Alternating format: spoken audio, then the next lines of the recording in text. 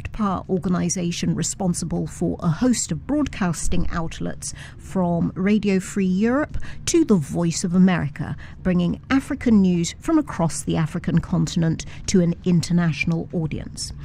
Joining us on the line to talk about matters of soft power, Western countries, African news coverage, and where this is all tending towards is a woman who should know a thing or two about this.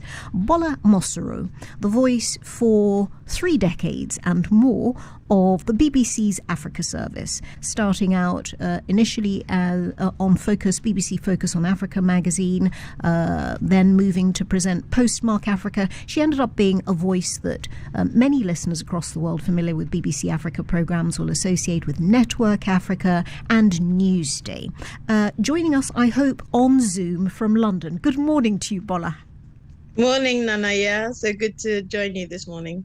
And so lovely to see you after rather a long time.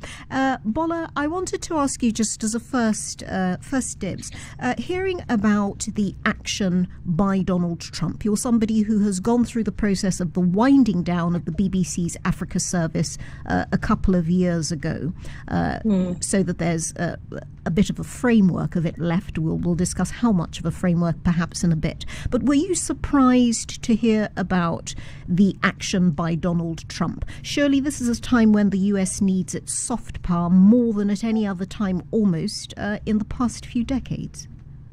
You would think, but then again, many people have said, Nanaya, that they're not surprised given the kind of pronouncements Donald Trump has made about the Voice of America in the past and other media houses. You know, he's condemned them.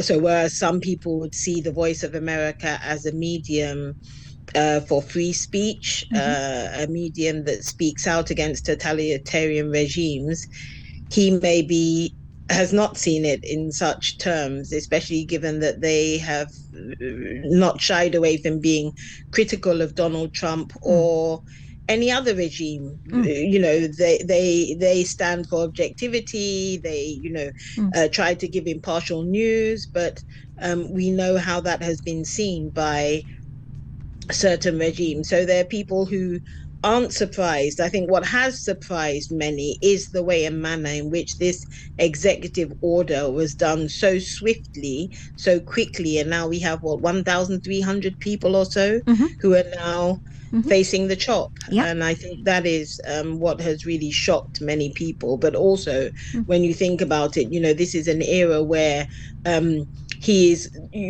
we're seeing, look at the political landscape. He himself has criticized China for so long, and yet China was one of the nations, I think this morning or yesterday, roundly applauding the fact that now there will be no funding for the Voice of America and it is now going to fold. So you kind of wonder, what kind of a world are we living in? Who has he done a disservice, really? The 1,300 people who've been left, who've been given the chop virtually, as you say, or the dictatorial regimes at which some of the broadcasting by the US Global Media Agency were aimed. Now, you have, as I said, gone through a similar process with the winding down of the BBC Africa service, but in a lot less a dramatic fashion. I think there had been rumblings for a very long time about shrinking budgets for the BBC, the central government continually saying that it was going to reduce the amount of funding available across the board for any kind of international broadcasting services, so that the idea that there might have been some scaling back due at Bush House, where the Africa service was based along with a lot of the other foreign language or foreign directed services, was not a surprise. Were you taken aback, though, when the changes did begin to kick in for the Africa service by the way it happened?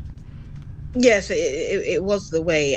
But also I think it was when the announcement first came, where talking about, the beginning of 2023, even though there'd been rumblings, there'd been rumors, we knew that with the freezing of the license fee, which if listeners in Accra aren't aware of, it's the license fee payers who were paying, for the services. Once that froze, and then money coming from government or money coming from the World Service, from the BBC, I think they were going to cut it by 30 million. And they said, well, as a result, they had to scrap a number of jobs. But it was the fact that the African service was hit in such a devastating way of the World Service. The African service was one of the, if not the largest service of the World Service. And so to have our programs decimated, language services cut, not just programs, but whole language services, and the argument was, oh, well, we're now in a new era as well. We can go to digital. But think about it. You're now taking programs, which, let me take Focus on Africa, which, as you said, I presented for many years along with other key presenters. And for 60 years, that program had been on the air, providing what we prided ourselves as impartial news, trusted news, reliable news, especially in an era, and this is where there are parallels, I guess, Nanaya, especially in an era when we were at our height, I guess, and when we were serving our audience the most, was when we had these totalitarian regimes that didn't appreciate free speech, that if you said anything against the government, they could close your service, they could close the radio station, journalists were being picked up, people on the ground couldn't speak about multi-party democracy, or this was even before the era of multi-party democracy and pro-democracy movements, whether you're talking from Zambia to Nigeria to Kenya, to Ghana, you name it. So we prided ourselves on the role we played in telling the news, in disseminating information, in getting to the grassroots. When we were then taken off the air in 2023, when the program changed and moved from a radio program to, as they said, it was a podcast, which would now be delivering information, the listeners don't even talk about how we reacted. The listeners en masse said, but you are now doing us a disservice. So many of us cannot listen to Focus on Africa on our smartphones because we don't have the data to listen, or we don't have the bandwidth, we don't have the fiber optics so that we can get the internet clearly. But it was also what they were now being deprived of. People had turned to Focus on Africa to get that reliable news, to get their daily digest of Pan-African news.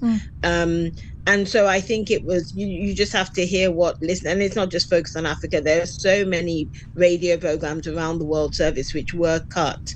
And I think it's that, and if you're drawing the parallels now today, it's Free Europe in Voice of America, and is it Free Radio Europe that's also being cut. There's also an Asian network that the Americans were funding, that's also being cut. Imagine the effect this is going to have on the listeners in those nations that relied on those radio programs. I guess a slight difference also, then, Anaya, if I may say, is when you're looking at our continent, maybe now we have a chance to step in. Right. Shouldn't just rely on the Voice of Americas and the BBC World Service in order to provide us with the news and the content.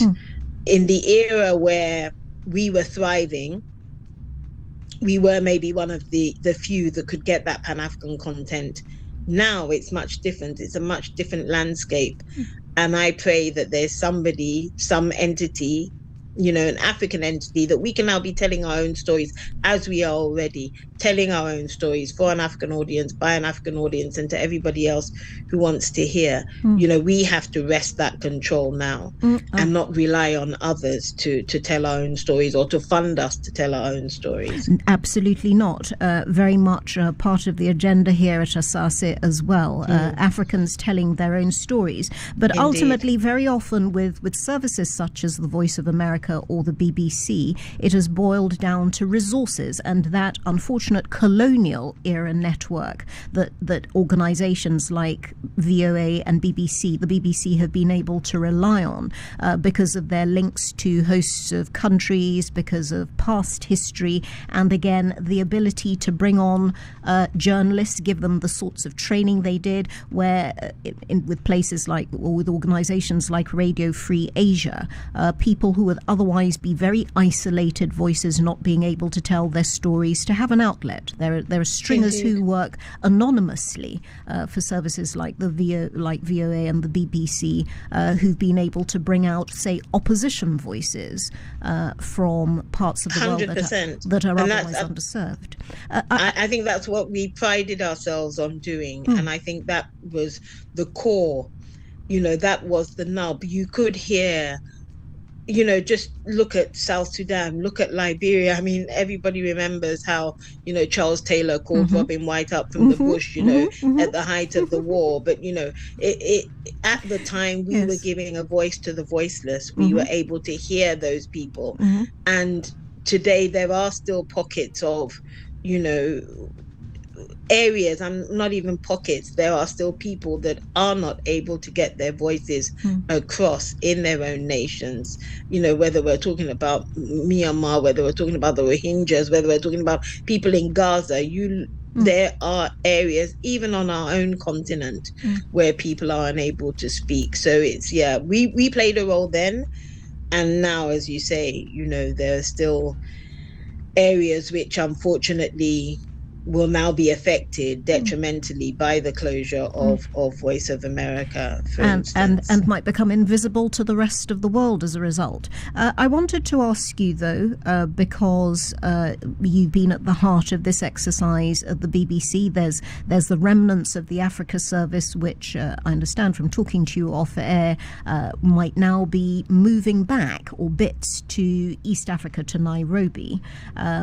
You were talking to me about that yesterday, but I wondered how much you thought these decisions that are being made in Western capitals, where to date there have been the resources to fund this kind of journalism, how much of it is just simply down to decisions about money at a time when national populations are increasingly calling for their governments to pull away from international development aid assistance, anything of the kind, and focus on problems at home, and where the axing of these services, although sometimes they're presented as political decisions, are actually made purely for financial reasons. Was the decision made about BBC Africa a political decision or a financial one?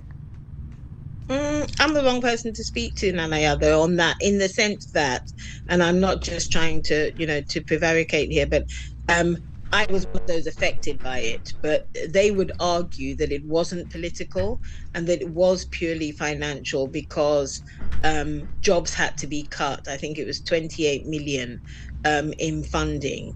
And they then said, well, the only way this could be cut was to cut services, cut programs. However, what was seen as political and what we didn't understand is why we bore the brunt.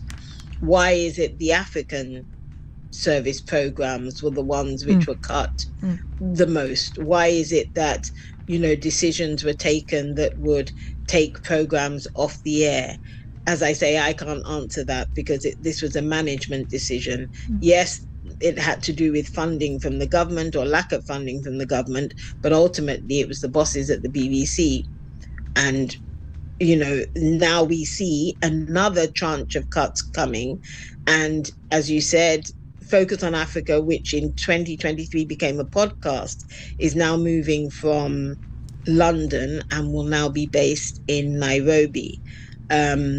And there are other programs which are going to be affected in the same way. Some language services, such as the Kenya-Rwanda service. It's interesting that you're going to be speaking about the DRC and Rwanda shortly, but the Kenya-Rwanda service is also moving and closing from here in the UK. So it's, there are many people who would say it was wholly political, and there are some who would say, well, it was a bit of both. But you do... At the end of the day, people would now, this is why people are now saying, well, why do we have to depend on our links to America, our links to Britain through the World Service or VOA in order to tell our own stories. Now it's time for us to wrest power and for us to hold the narrative and to direct the narrative and to control the narrative. Mm-hmm. So much as with aid budgets, time for Africa to cut its own rug and take a path of its own. Bola Mosuro, thank you so much for joining us on the line from a rather chilly London, I believe. And hence my scarf, Nanaya. Quite different from the weather over here. Thanks so much for joining us on the Asaase Breakfast Show. Thank you, Nanaya. Thank you. Bye-bye. So that was Bola Mosuro there talking about matters of radio and otherwise, and moving swiftly on to Rwanda, where we're joined, I hope, on the line by